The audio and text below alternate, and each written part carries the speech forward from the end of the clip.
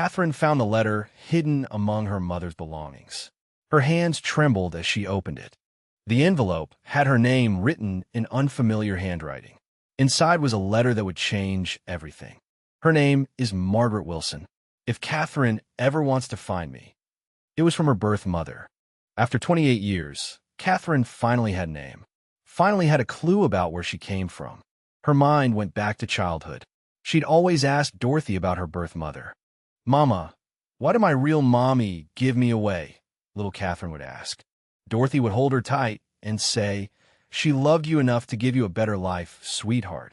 Even as she grew older, Katherine never stopped wondering about her origins. Now she had a choice.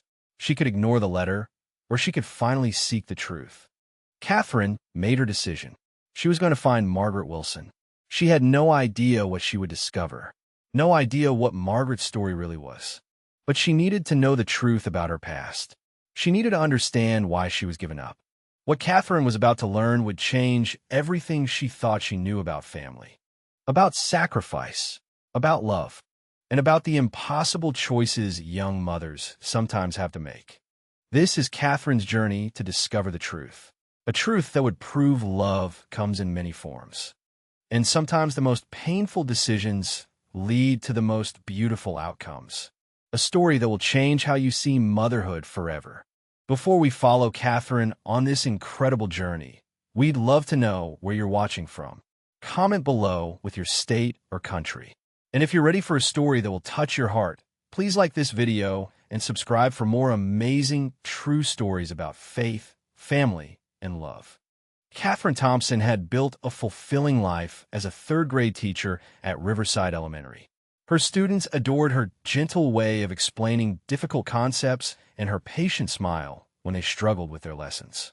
She found joy in shaping young minds, creating colorful learning stations, and writing encouraging messages on the board each morning. Teaching gave her purpose, and her colleagues respected her dedication to helping every child succeed.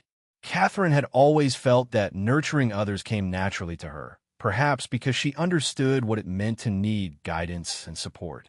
Her relationship with Dorothy had been extraordinary. More than just mother and daughter, they were best friends. They spent countless afternoons together, sharing tea and stories in Dorothy's sunlit living room. Dorothy had been Katherine's confidant, advisor, and the person who taught her that love wasn't about blood, but about choice. "I chose you, sweetheart," Dorothy would often say, "and I'd choose you again every single day." Those words had given Katherine a deep sense of belonging that made her feel truly wanted and cherished. Their bond was unbreakable, built on years of shared laughter, mutual respect, and unconditional love. When doctors diagnosed Dorothy with stage 4 pancreatic cancer, Katherine's entire world collapsed. The woman who had always been her rock suddenly looked fragile and small in that hospital bed, fighting a battle she couldn't win. Dorothy faced the diagnosis with characteristic grace, more concerned about Katherine's future than her own fading health. The cancer moved quickly, stealing Dorothy's strength day by day.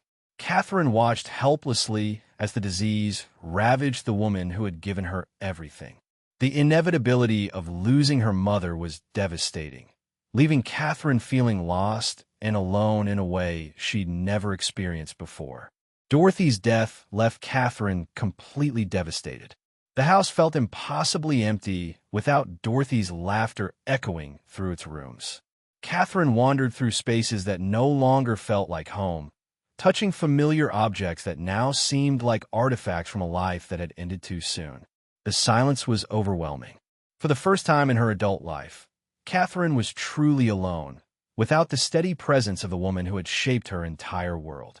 But in her grief, something else began to emerge, a determination to understand more about herself, about the parts of her story that Dorothy had never shared. Katherine's mind drifted to childhood memories of asking Dorothy about her origins. Even as a small child, she'd been curious about where she came from before Dorothy became her mother. "Where did I live before I came to you?"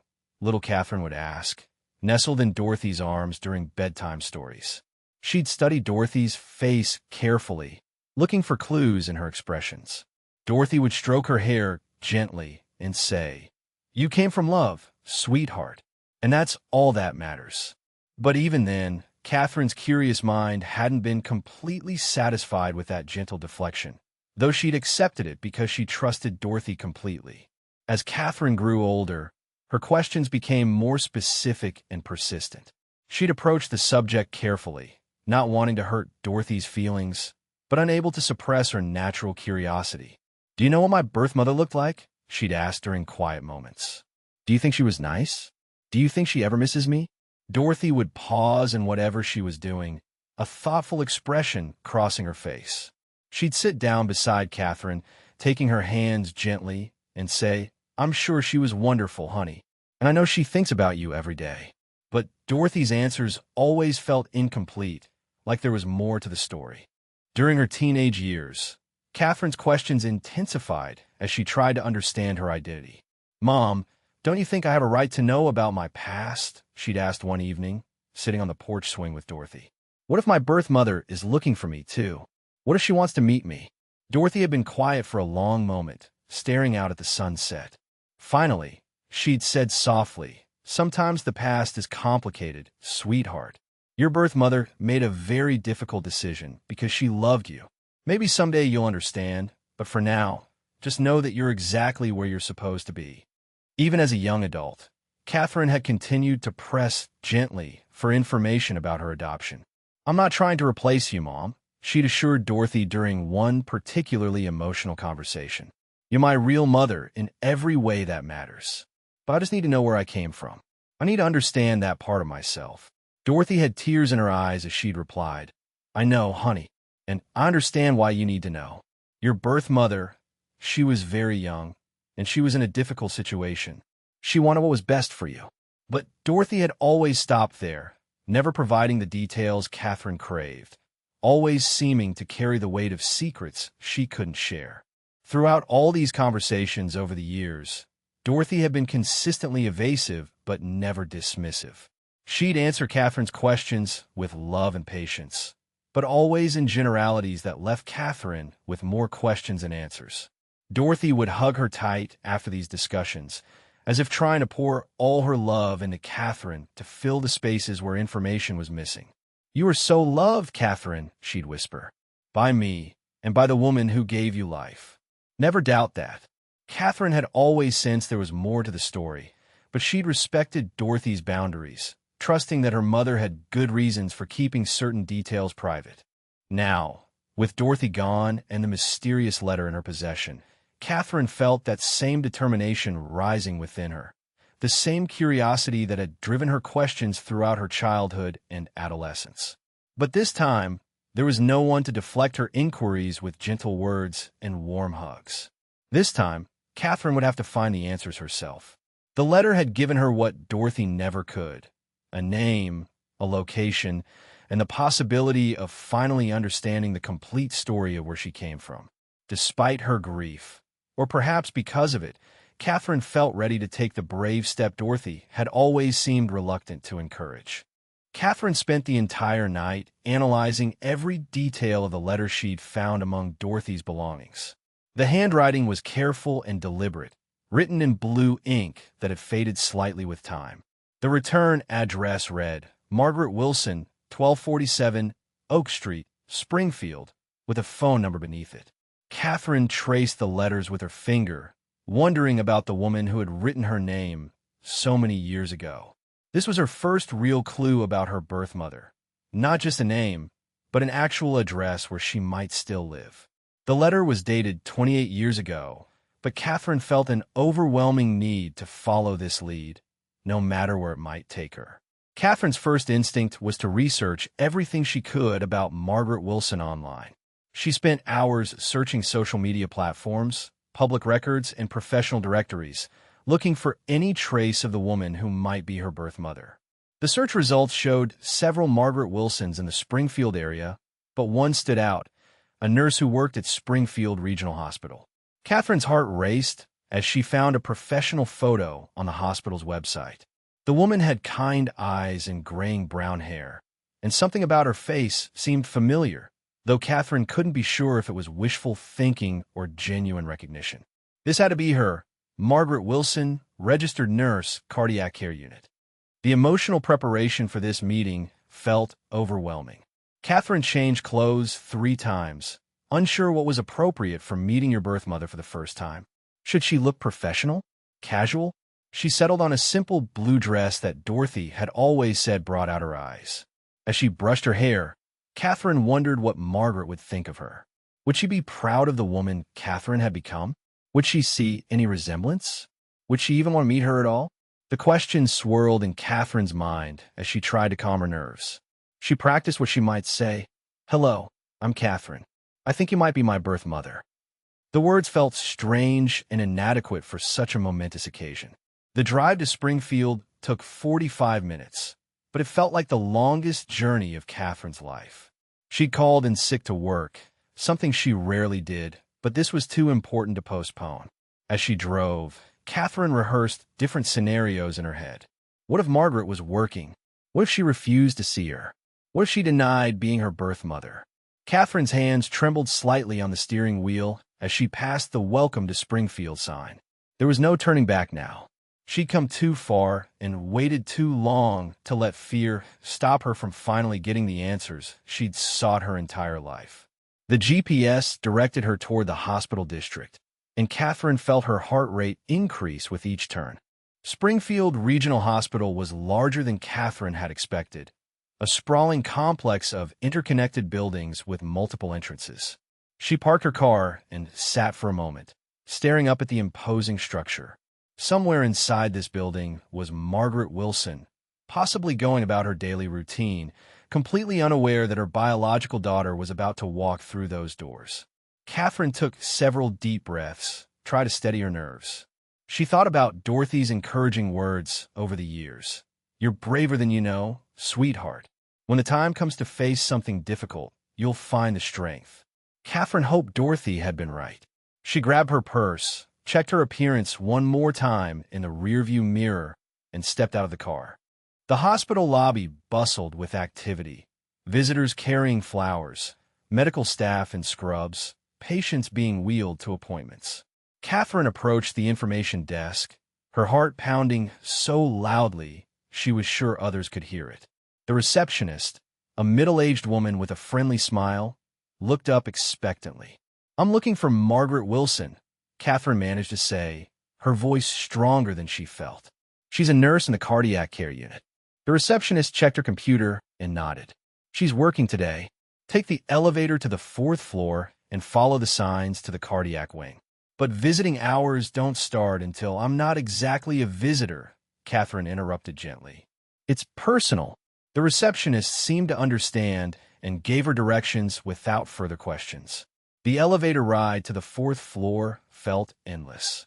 Katherine watched the numbers light up: 2nd floor, 3rd floor, and with each ding, her nervousness intensified. She tried to practice what she would say, but her mind kept going blank. How do you approach someone who might be your birth mother? How do you explain that you found their letter after your adoptive mother died? When the elevator doors opened on the 4th floor, Katherine hesitated for a moment before stepping out. The hallway stretched in both directions, with signs pointing toward different departments. She followed the arrow-marked cardiac care unit, her footsteps echoing on the polished linoleum floor. There was no turning back now. The cardiac care unit was quieter than the main lobby, with a steady beeping of monitors and the soft sounds of medical equipment creating a rhythmic backdrop. Katherine approached the nurses' station, where several healthcare workers were reviewing charts and updating records. She scanned their faces, looking for someone who matched the photo she'd seen online. Her heart nearly stopped when she spotted a woman with graying brown hair pulled back in a neat bun, wearing light blue scrubs and a stethoscope around her neck. Even from a distance, Katherine could see the kind eyes she'd noticed in the hospital website photo. This had to be Margaret Wilson. Katherine stood frozen for a moment, watching as the woman efficiently reviewed patient charts, completely absorbed in her work. Katherine found herself unable to move closer. Instead, she ducked behind a pillar and simply watched Margaret work. There was something graceful and competent about the way Margaret moved through her tasks, checking on patients, consulting with other nurses, updating medical records. She had a gentle demeanor that patients seemed to respond to positively. Katherine noticed how Margaret took extra time with an elderly patient, holding her hand while explaining medication instructions. The compassion in Margaret's actions made Katherine's heart ache. Was this the woman who had given birth to her? Was this the person who had made the difficult decision to place her for adoption? Katherine studied Margaret's profile, looking for any resemblance, any familiar features that might confirm their connection. After 20 minutes of observation, Katherine finally gathered the courage to approach the nurse's station. Her legs felt unsteady as she walked across the hallway, each step bringing her closer to a conversation that could change her life forever. Margaret was alone at the station now, updating a patient chart with careful attention to detail.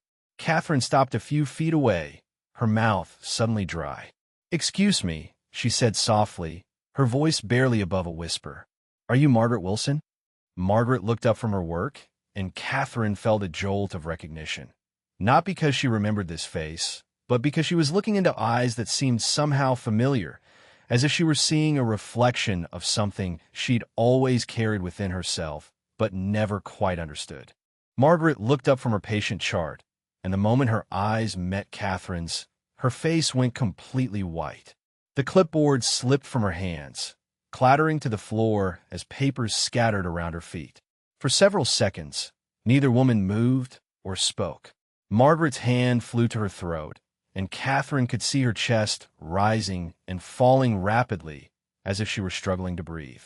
"Oh my God," Margaret whispered, her voice barely audible above the ambient sounds of the hospital.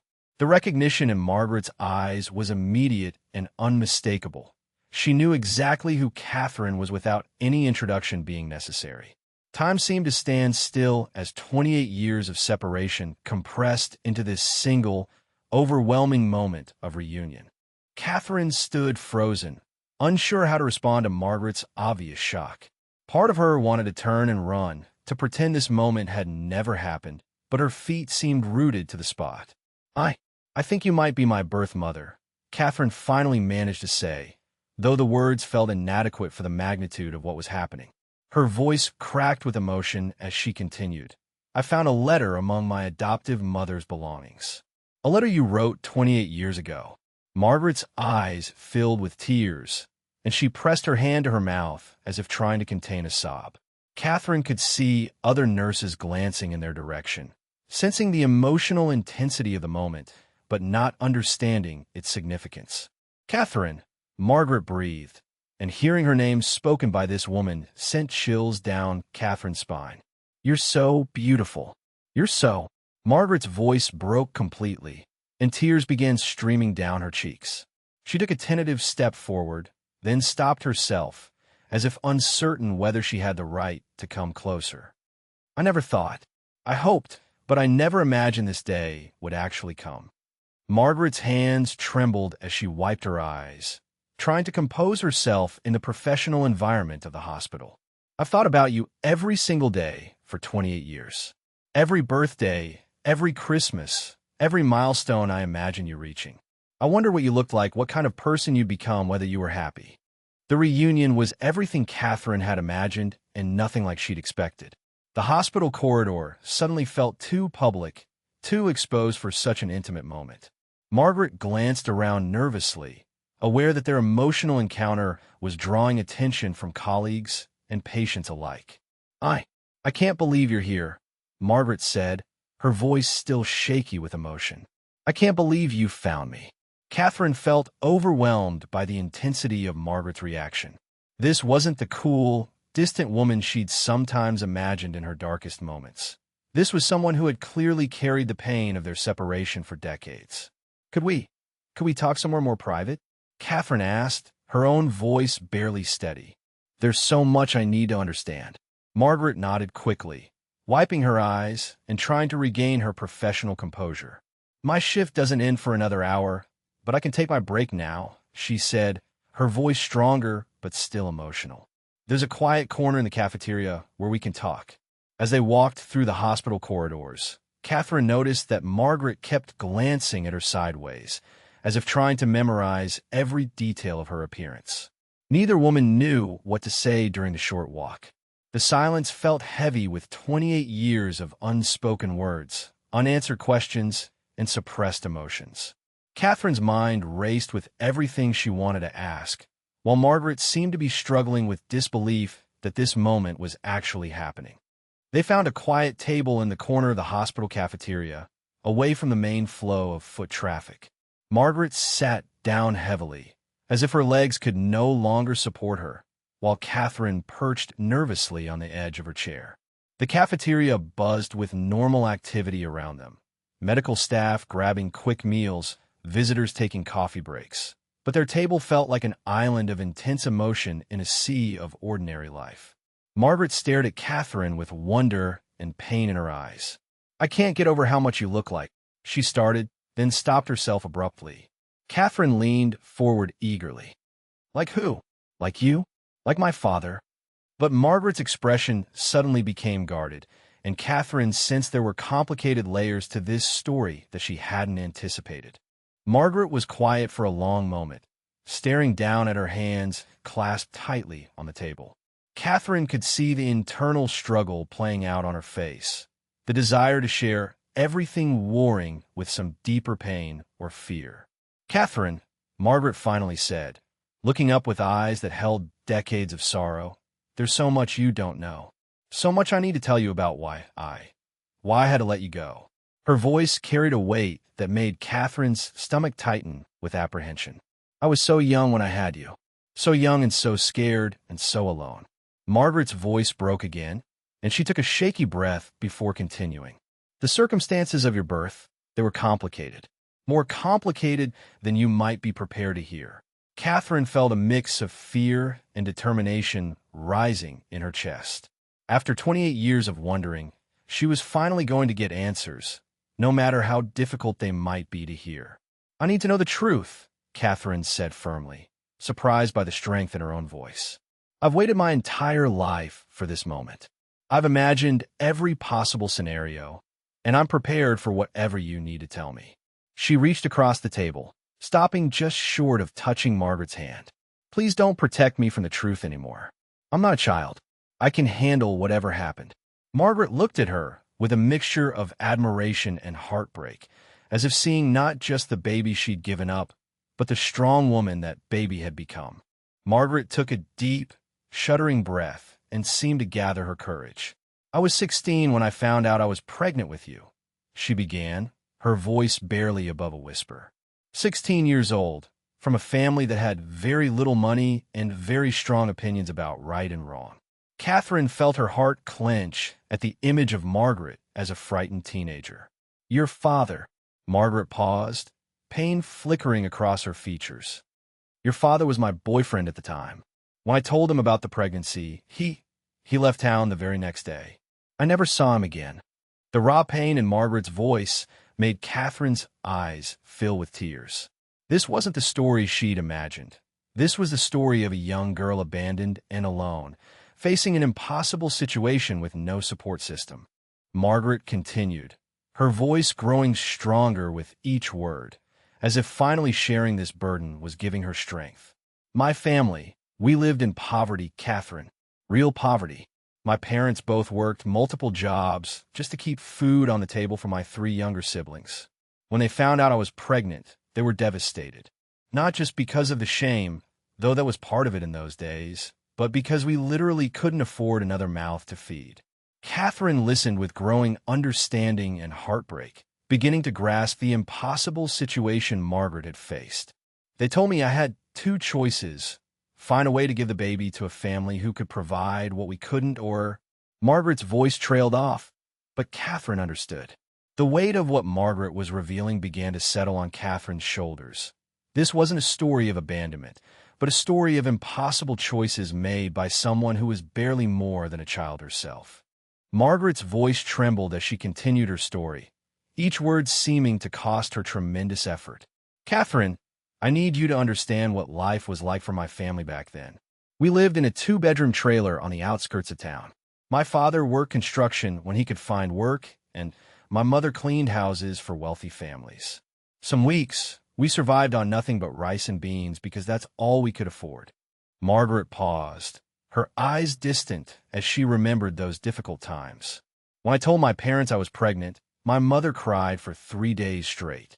Not because she was angry with me, but because she knew we couldn't possibly support another child. We were already struggling to keep my 3 younger siblings fed and clothed. I was 16, Katherine. 16 and terrified and completely alone after your father disappeared. Margaret's voice broke as she relived those painful memories. I had dreams of finishing high school, maybe even going to nursing school someday, but suddenly everything changed. I spent nights lying awake, feeling you move inside me, wondering how I could possibly give you the life you deserved. Katherine felt tears streaming down her own cheeks as she imagined Margaret as a frightened teenager, facing an impossible situation with no support system. I wanted to keep you so badly, Margaret whispered. You have to believe that.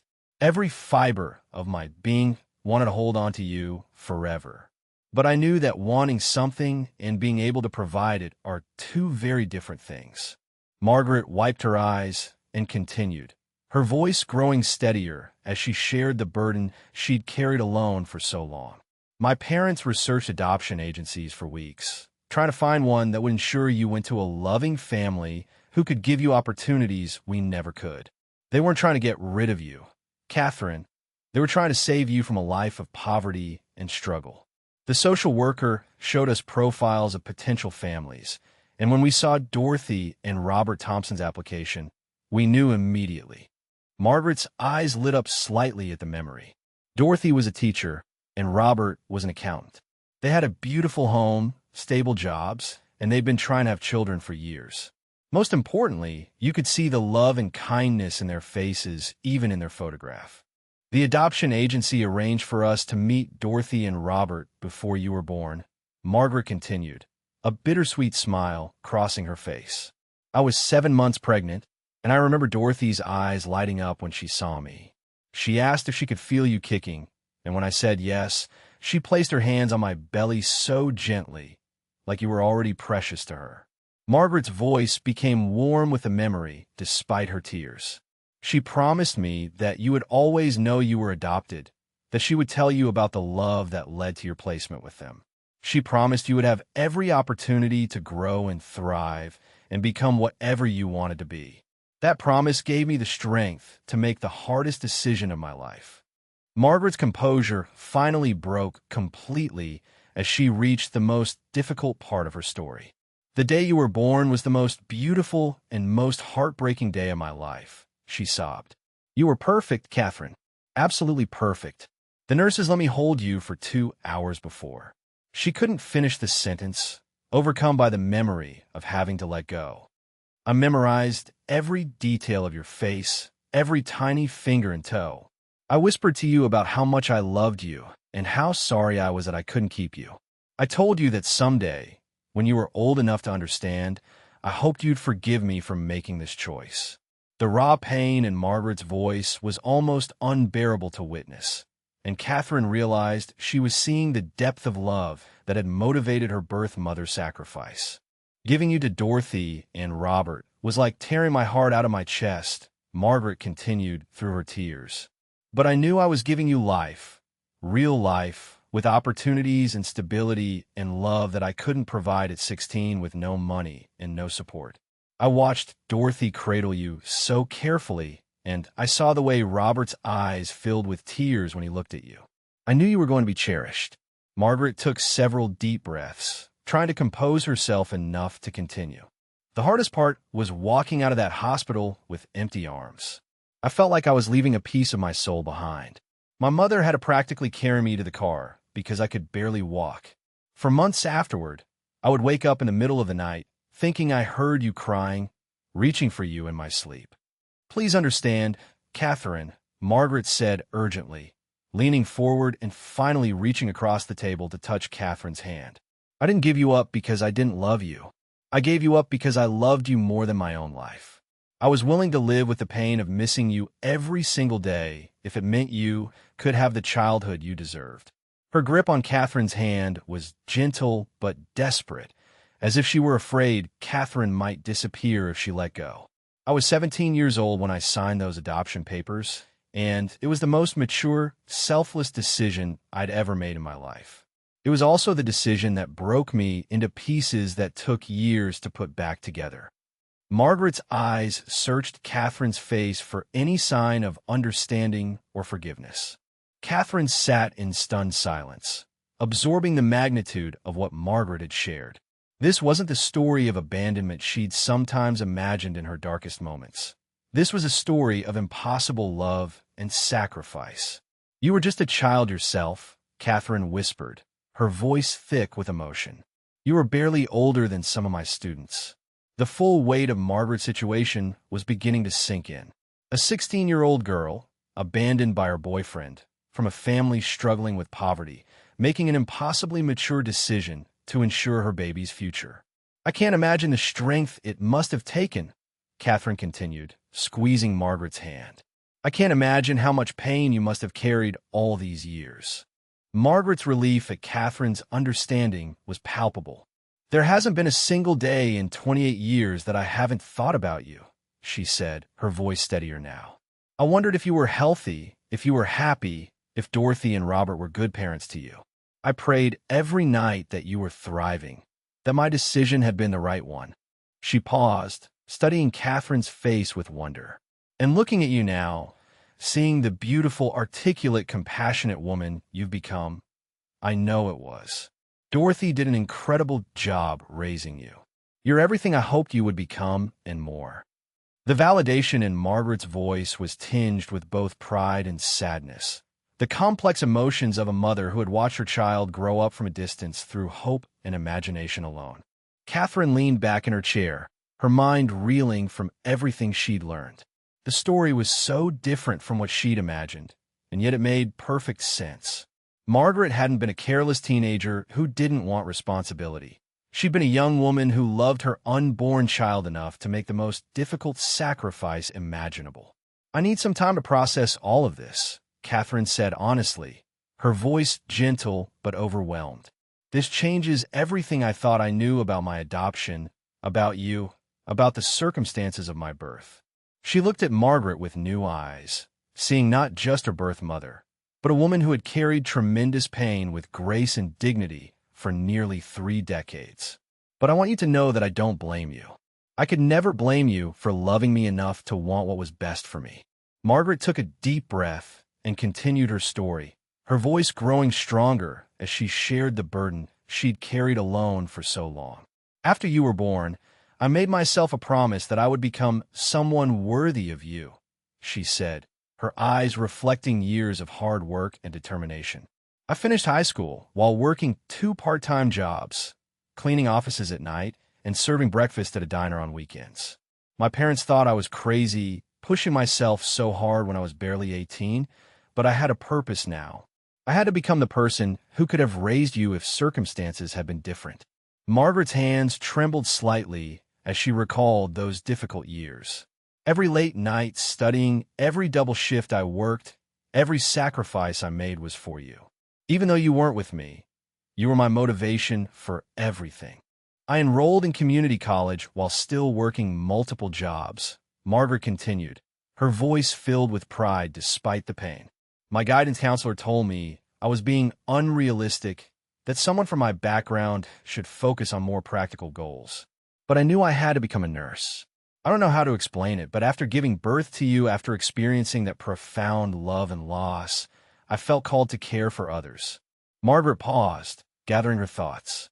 Maybe it was my way of processing the grief, or maybe it was God's way of giving purpose to my pain.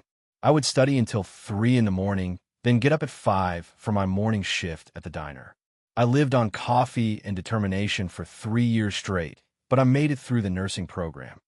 When I graduated from nursing school at 21, I thought about you during the entire ceremony," Margaret said, tears mixing with pride in her voice. "I wondered if you were walking yet, if you were saying your first words, if Dorothy was reading you bedtime stories. I pictured you as a toddler with curious eyes and a bright smile, and I promised myself that I would build a life that would make you proud if you ever came looking for me." Margaret's dedication to becoming worthy of Katherine was evident in every word. "I specialized in cardiac care, because I felt like my own heart had been through trauma, and maybe I could help heal other people's hearts while learning to heal my own. Every patient I cared for, every family I comforted, every life I helped save was my way of honoring the love I felt for you.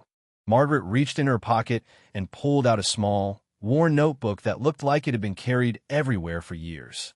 I started writing letters to you when you turned one, she said, her voice barely above a whisper. I wrote to you on your birthday every year, and on holidays, and sometimes just on ordinary days when I missed you so much I couldn't bear it. She held the notebook like it contained precious treasure. I wrote about my life, about the patients I cared for, about the ways I was trying to become a better person. I told you about your grandparents, about the siblings you never met, about the family history I wanted you to know someday. Margaret's eyes filled with tears as she looked down at the notebook. I wrote about my dreams for you, my hopes for your future, my prayers for your happiness. I have 27 years' worth of letters and notebooks like this one, Margaret continued, carefully opening the worn pages. Birthday letters, Christmas letters, letters for your first day of school, even though I didn't know when that was, letters for your graduation, even though I could only imagine the moment. She turned the pages gently, showing Katherine glimpses of handwritten words filled with love and longing. When you turn 18, I wrote you a letter every week for a year, wondering if you'd try to find me.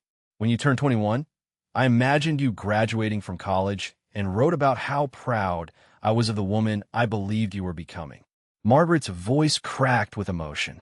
These letters became my lifeline, my way of staying connected to you even when I had no idea where you were or how you were doing.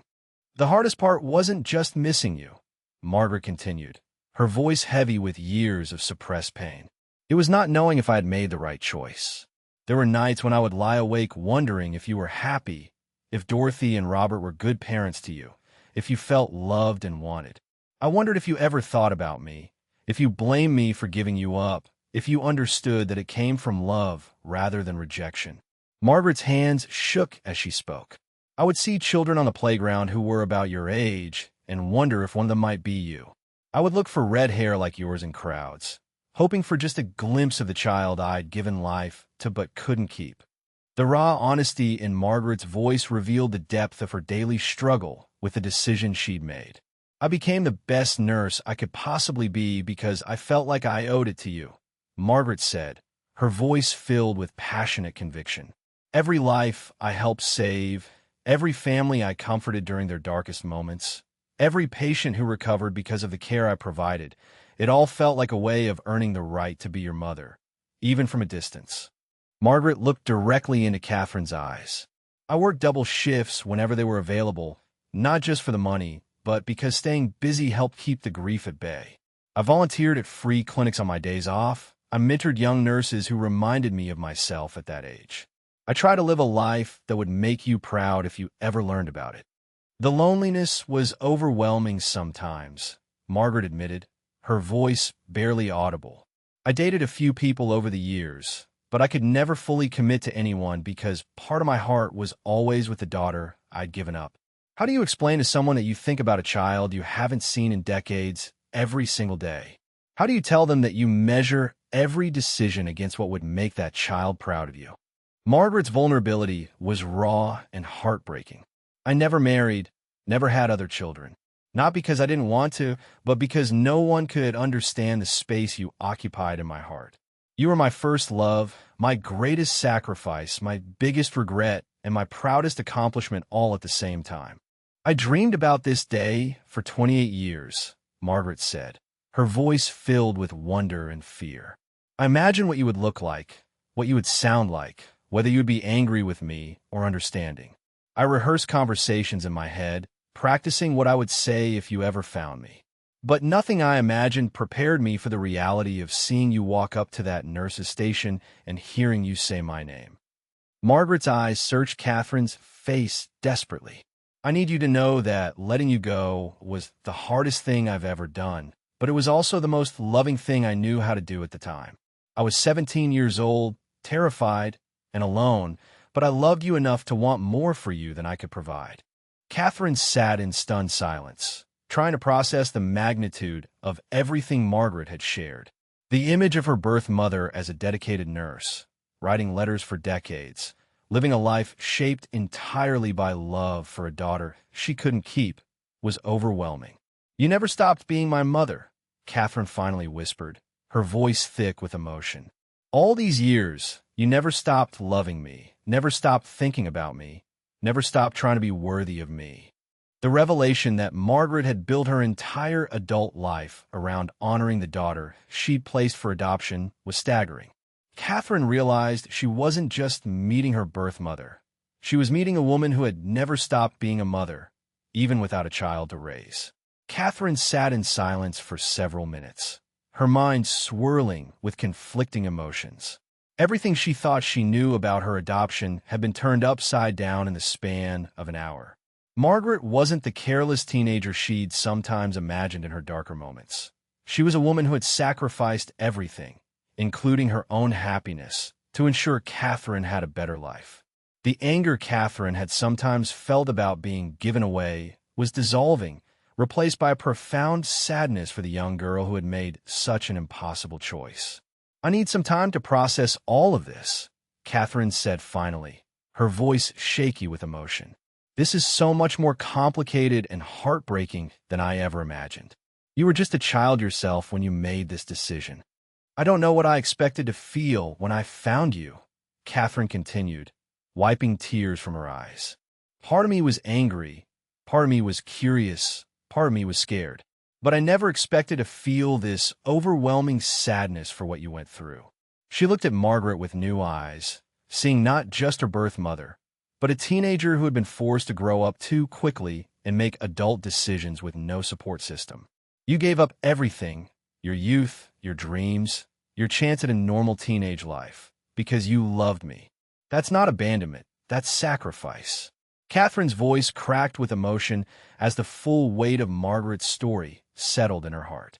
The complexity of love and loss that had shaped both their lives was becoming clear.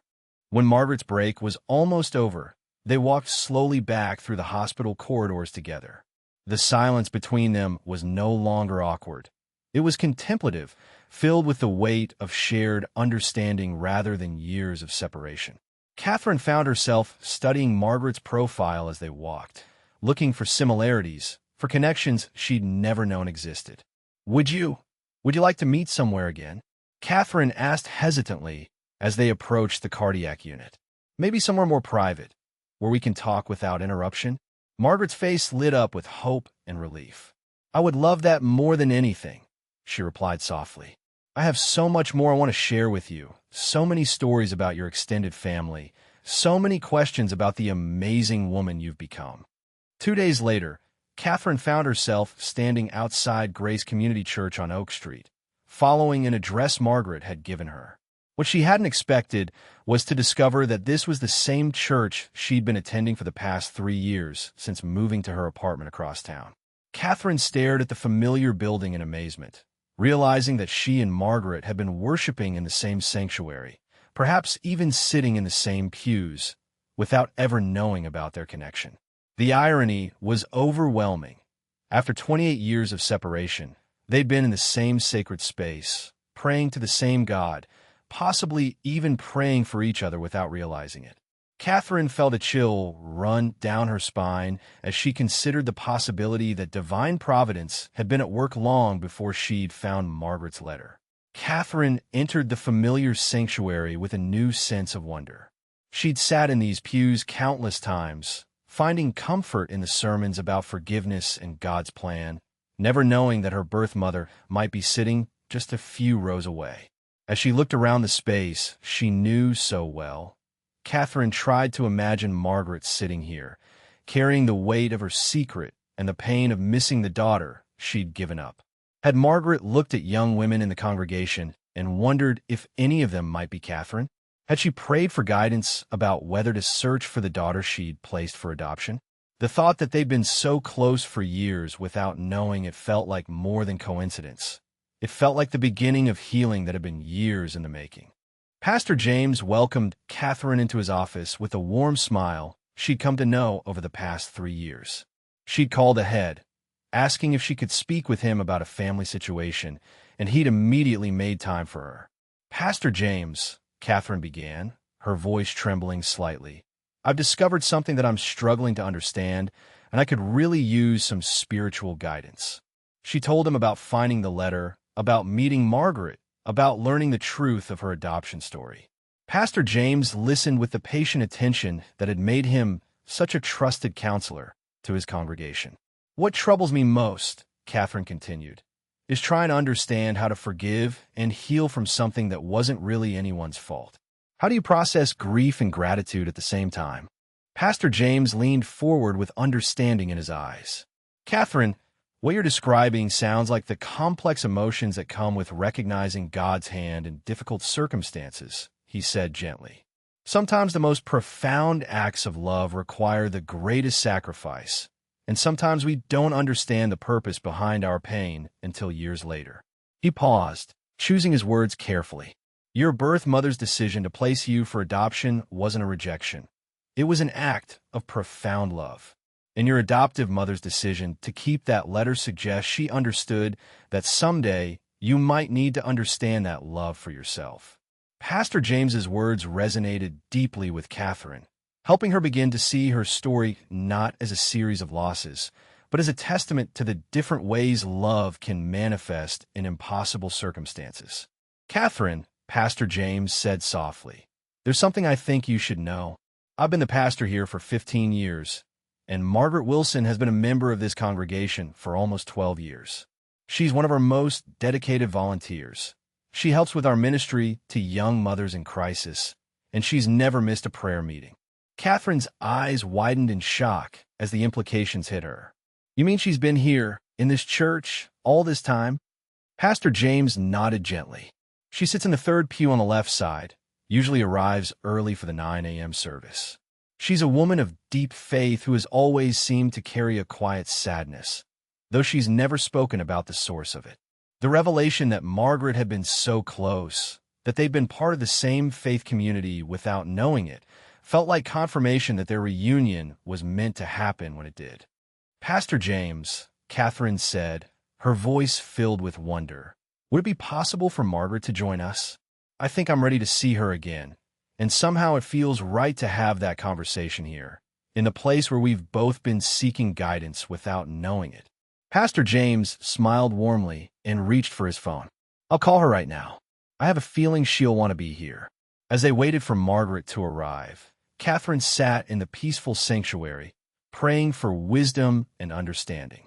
She thought about Dorothy's words from years ago about how God works in mysterious ways, and she began to see how the threads of her story had been woven together by a divine hand that had been preparing this moment for decades.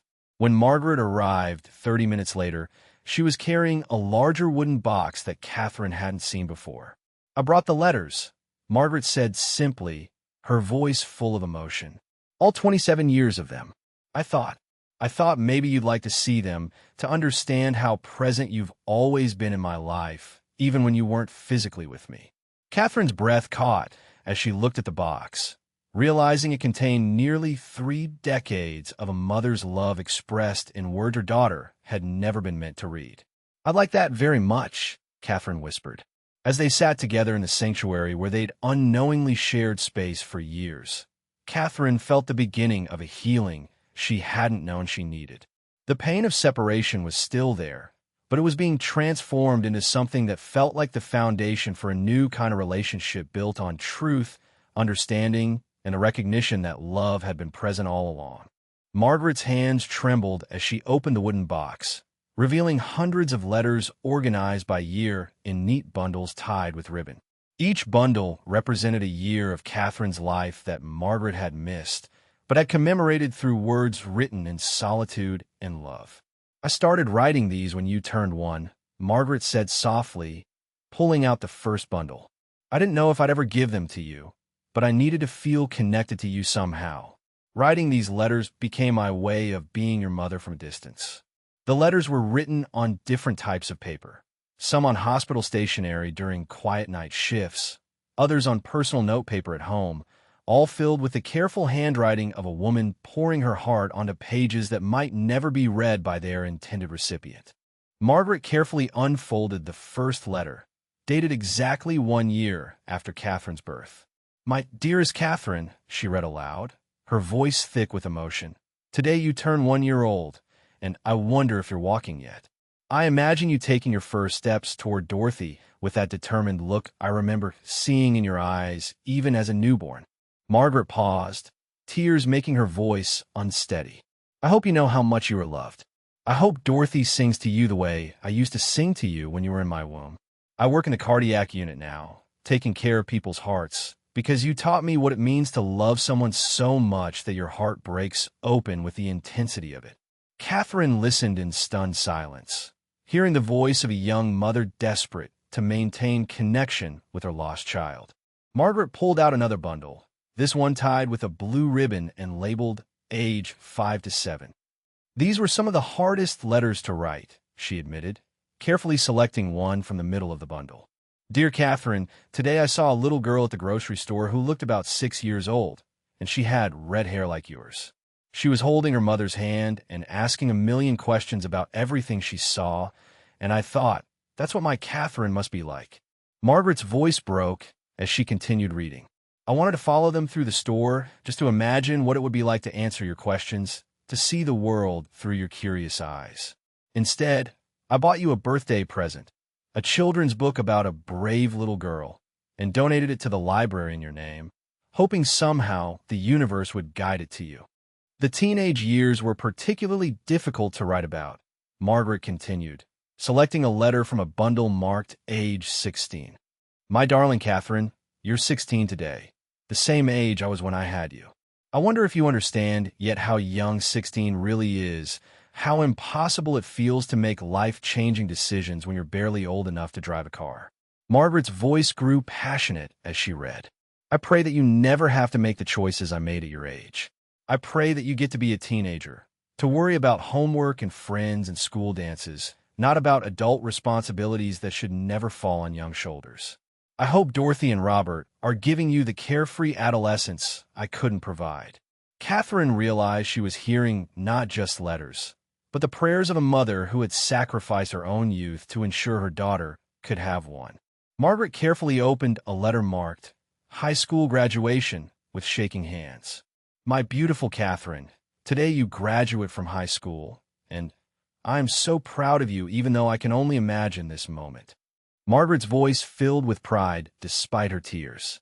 "I picture you in a cap and gown, smiling for photos with Dorothy and Robert, ready to take on the world with the intelligence and determination I saw in your eyes, even as a baby. I imagine Dorothy crying happy tears and Robert taking 100 pictures, both of them bursting with pride for the amazing young woman you've become." Catherine gasped, remembering her actual graduation day and how Dorothy had indeed cried happy tears while Robert took endless photos. The parallel between Margaret's imagination and reality was startling and beautiful. "The college letters were filled with dreams and hopes," Margaret said, selecting one from a bundle marked college years. "Catherine, my brilliant daughter, I imagine you're studying something that will help other people, maybe teaching, maybe nursing like me, maybe something I never would have thought of. Whatever path you've chosen, I know it comes from the kind heart I felt beating next to mine for 9 months." Margaret looked up at Catherine with wonder. "I don't know why, but I always imagined you as a teacher. There was something about the way you moved in the womb, so purposeful and gentle, that made me think you'd be someone who guides and nurtures others." Catherine's mouth fell open in amazement. "I'm a teacher," she whispered. "I teach 3rd grade. How did you know?" Margaret smiled through her tears. A mother's intuition doesn't disappear just because she can't raise her child. Margaret pulled out letters from recent years, her voice growing stronger as she read about her dreams for Catherine's adult life. "My dearest Catherine, you're 25 today, and I imagine you're building a beautiful life somewhere. I pray that you've found work that fulfills you, friends who appreciate your kindness, and maybe someone special who sees what an incredible woman you are." Margaret paused, looking directly at Catherine. "I wrote about hoping you'd found love, hoping you were happy, hoping the decision I made 25 years ago had given you the foundation to build whatever life you dreamed of. Every letter was a prayer sent into the universe, trusting that somehow my love would find its way to you, even if my words never could. The depth of Margaret's continued investment in Katherine's happiness, despite their separation, was overwhelming. The hardest letters to write were the ones where I wondered if you'd ever want to meet me, Margaret continued, her voice barely above a whisper. Katherine, you're 27 today, and I find myself wondering if you ever think about me. Do you blame me for the choice I made? Do you understand that it came from love? Would you want to know me if you could? I built a life I hope would make you proud. I'm a good nurse. I help people. I try to live with integrity and compassion. But there's always been a Katherine-shaped space in my heart that nothing else can fill. Margaret looked up with tears streaming down her face. I wrote these words just last year, never imagining that you were already looking for me, that Dorothy had kept my letter all these years, that God was preparing both of our hearts for this moment. Katherine reached for the letters with reverence, as if touching something sacred. These aren't just letters, she said, her voice filled with awe. These are proof that you never stopped being my mother. Every birthday you celebrated from afar, every milestone you imagined, every prayer you wrote, you were parenting me through faith and love, even when you couldn't be physically present. Katherine held one of the letters to her chest. Dorothy gave me a wonderful childhood, but knowing that you were loving me from a distance all these years, it fills in pieces of my heart I didn't even know were missing. The realization that she'd been held in two different kinds of maternal love, one present and nurturing, the other distant but constant, was transforming Katherine's understanding of her own story. As Katherine and Margaret sat, surrounded by 27 years of written love, the gulf between them began to close. These letters prove that Margaret had never stopped being a mother. She'd simply been a mother who loved from a distance, who celebrated milestones in solitude, who prayed for a daughter she might never see again. I want to read all of them, Katherine said firmly. Every single letter. I want to understand how you experienced my life, what you imagined, what you hoped for me. Margaret smiled through her tears, finally understanding that her decision to write these letters had been more than just a way to cope with grief. It had been a way to build a bridge across time that could eventually bring them back together. The letters had preserved Margaret's love in its purest form, waiting for the day when it could finally be received by the daughter who had been loved without interruption for 28 years. 2 weeks after their emotional meeting in the church, Katherine asked Margaret to join her for something she'd been thinking about since reading the letters.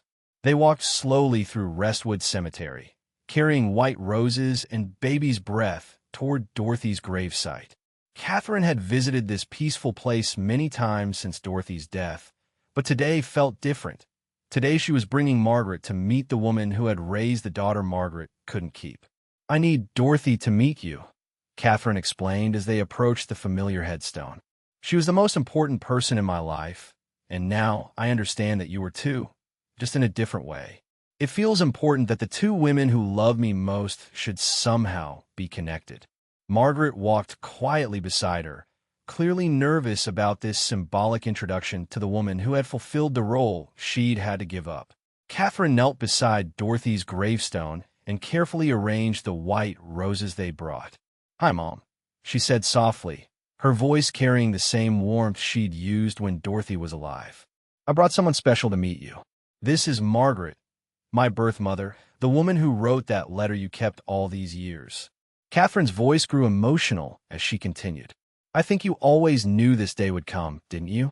That's why you kept her letter safe for me. You knew that someday I'd need to understand the full story of how much I was loved."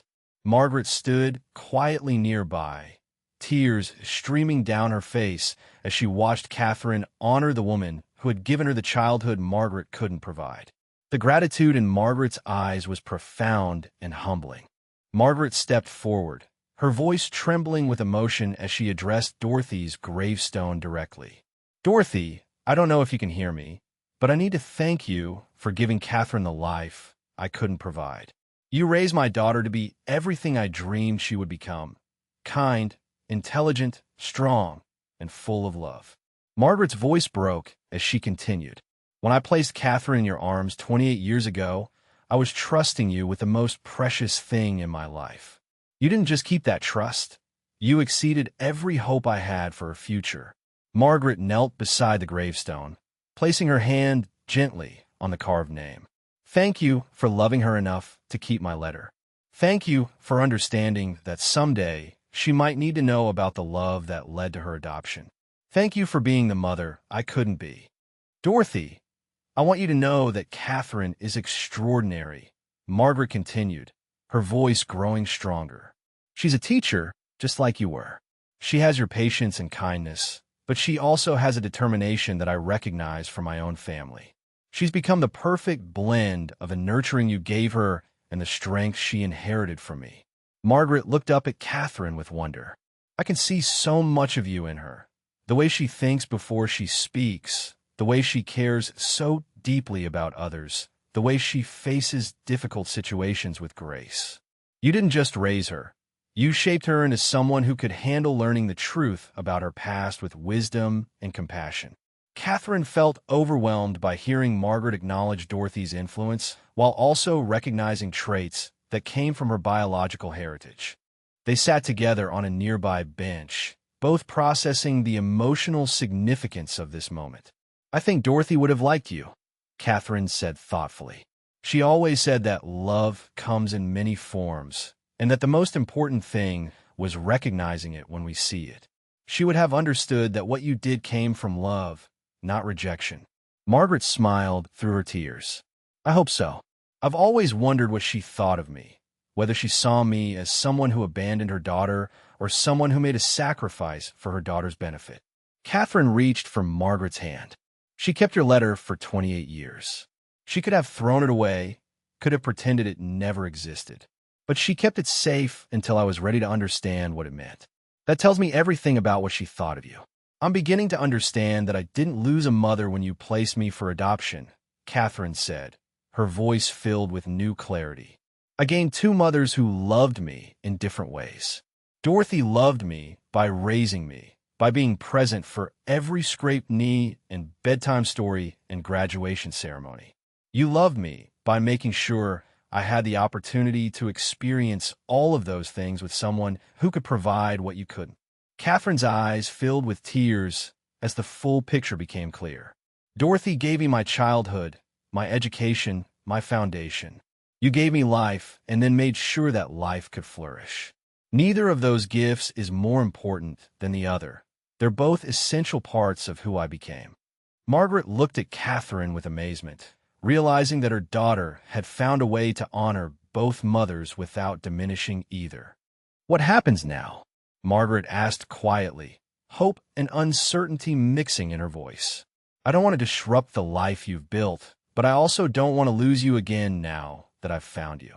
Katherine thought carefully before answering. I think we build something new, she said finally. I can't replace the 28 years we missed, and I wouldn't want to.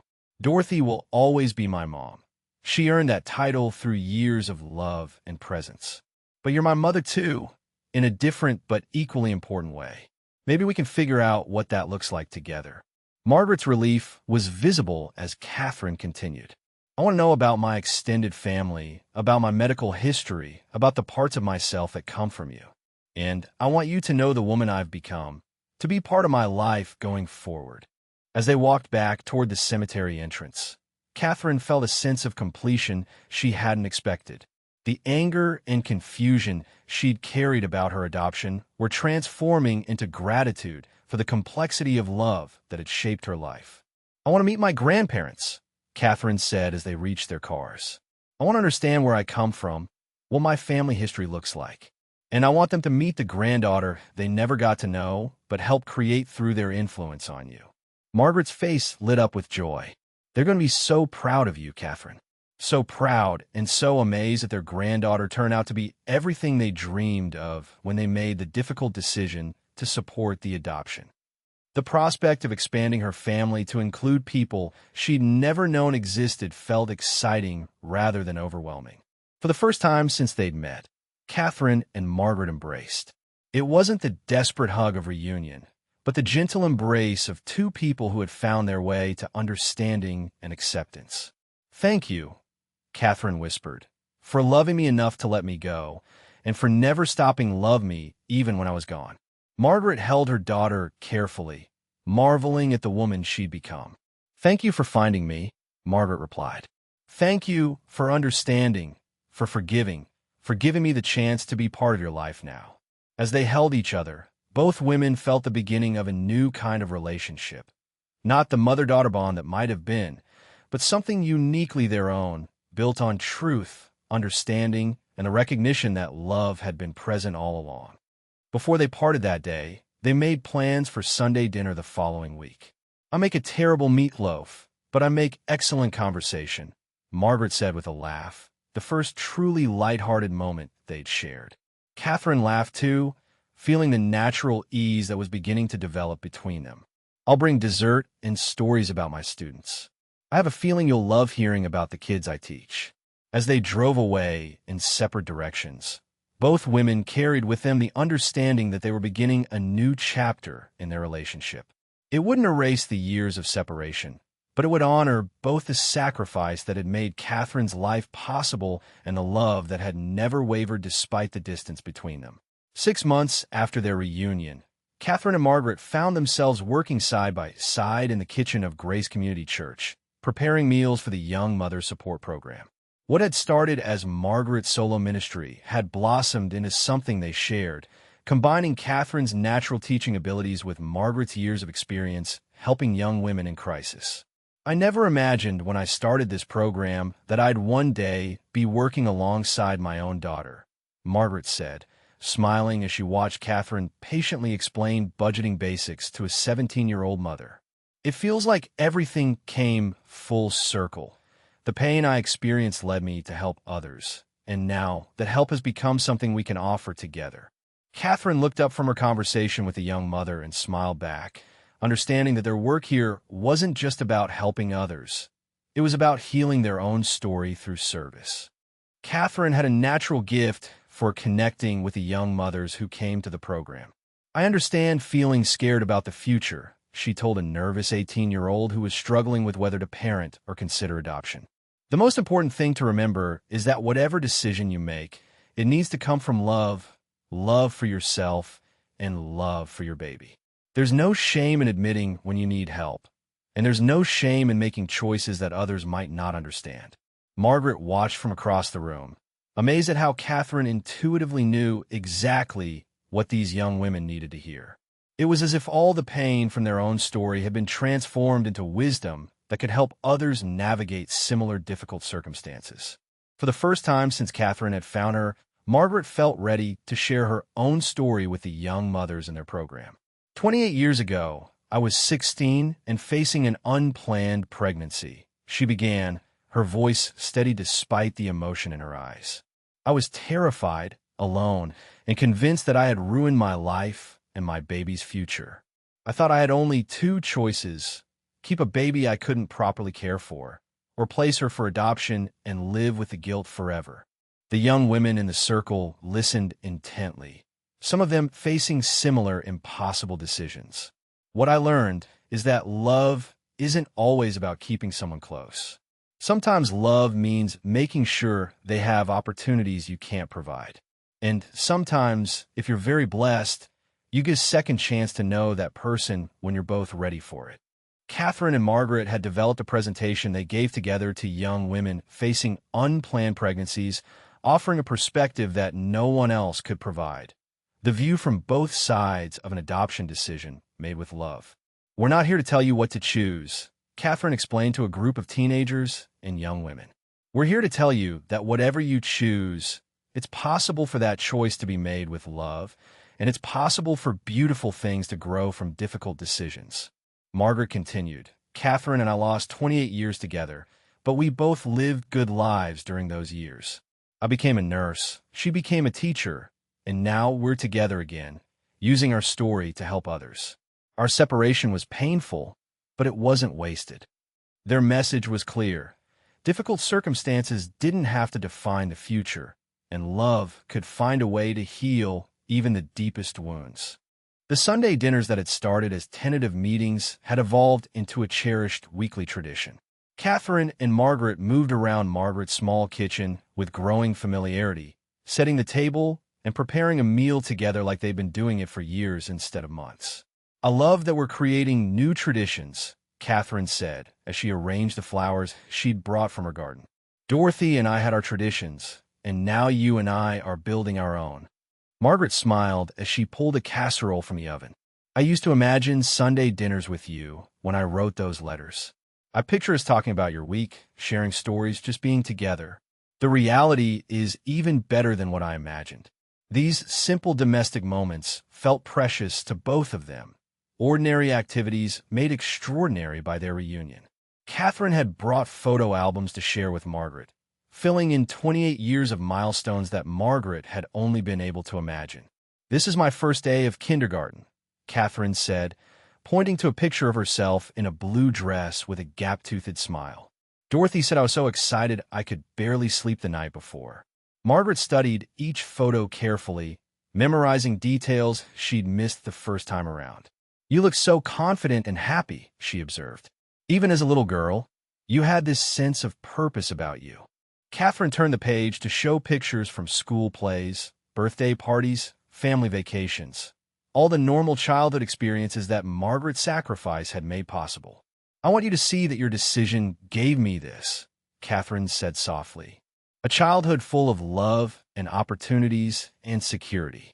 You didn't lose a daughter. You gave a daughter the chance to thrive." As they spent more time together, Katherine and Margaret discovered similarities that went beyond physical appearance. They both organized their lives in detailed lists. They both cried at the same movies. They both had an inexplicable fear of butterflies that made them laugh when they realized they shared it. "It's amazing how much we have in common," Katherine marveled after they discovered they both talked to plants and genuinely believed it helped them grow better. "I used to wonder where some of my quirks came from. Dorothy would just smile and say, 'You're unique, sweetheart,' but now I know I get some of them from you." Margaret delighted in these discoveries, seeing parts of herself reflected in the daughter she'd given up, confirmation that genetics could preserve connections even across decades of separation. Their work at the church had expanded beyond the Young Mothers program to include helping families in crisis throughout their community. Katherine used her teaching skills to help children with homework, while Margaret provided medical assessments and basic healthcare guidance for families who couldn't afford regular doctor visits. "We make a good team," Margaret observed as they cleaned up after a particularly busy evening of serving dinner to homeless families. "Your patience with the children and my medical background. It's like we were meant to work together." Katherine nodded, understanding that their partnership in service was healing something in both of them. "Maybe this is why everything happened the way it did," she said thoughtfully. "So we could eventually use our experiences to help other people facing impossible choices." As they sat on the church steps after a long day of volunteering, Katherine reflected on how much her life had changed since finding Margaret's letter. "I thought finding you would answer all my questions about where I came from," she said, watching the sunset paint the sky in brilliant colors. "Instead, it taught me that I came from love, different kinds of love, but love nonetheless. Dorothy's love gave me my foundation, and your love gave me my life. Understanding that has made me feel more complete than I ever imagined possible." Margaret listened with tears in her eyes, amazed by the wisdom and grace her daughter had developed. "You've given me something I never thought I'd have," Margaret replied. "Not just a relationship with my daughter, but peace about the decision I made. Seeing who you've become, knowing that you understand why I did what I did. It's healed wounds I didn't even know were still bleeding." As Katherine looked back on the journey that had brought her to this moment, she felt profound gratitude for the complexity of love that had shaped her life. She learned that families could be created through choice as well as blood, that sacrifice could be the highest form of love, and that healing was possible even after decades of separation. Her story wasn't just about finding her birth mother. It was about understanding that she'd never been unloved, never been unwanted, never been anything less than cherished by the women who had shaped her life in different but equally important ways. Sometimes the most beautiful families are created through impossible circumstances, and sometimes the greatest love stories are about letting go so that love can grow in new and unexpected ways. What started as a search for answers had become a testament to the power of love to heal, to connect, and to create beauty from even the most difficult circumstances. Thank you so much for joining us on Katherine and Margaret's incredible journey. We'd love to hear from you in the comments. Where are you watching from today, and what did you think of this amazing story of love, sacrifice, and reunion? If this story touched your heart, please give it a like and subscribe to our channel for more inspiring true stories that celebrate the power of faith, family, and unconditional love. Until next time, remember that love always finds a way.